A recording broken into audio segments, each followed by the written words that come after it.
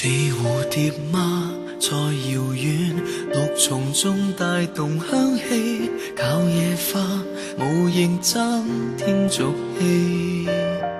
但憑俗氣運來花店，讓人類販賣凄美，再引起男孩買下送知己。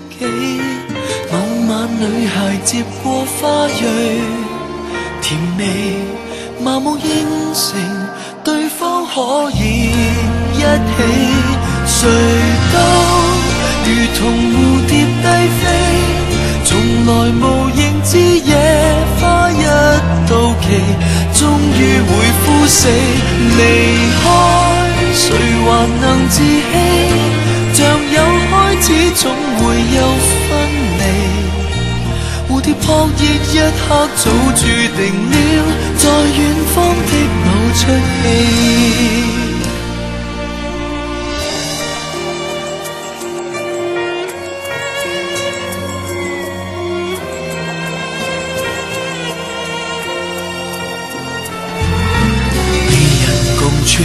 自然會被重複，歲月分化要結束，無人應該害怕。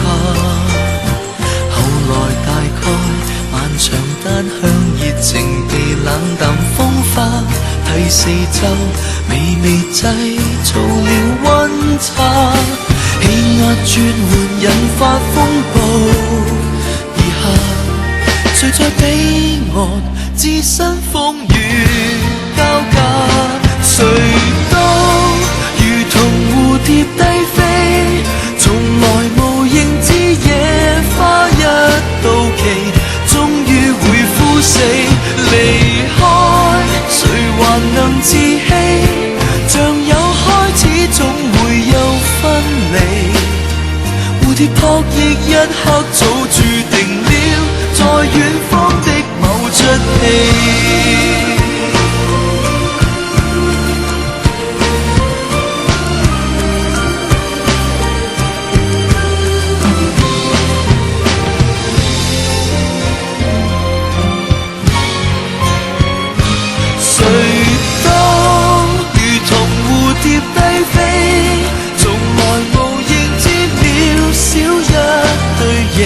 掌管了悲喜，離開誰還能自欺，被你拋開都算太輕微，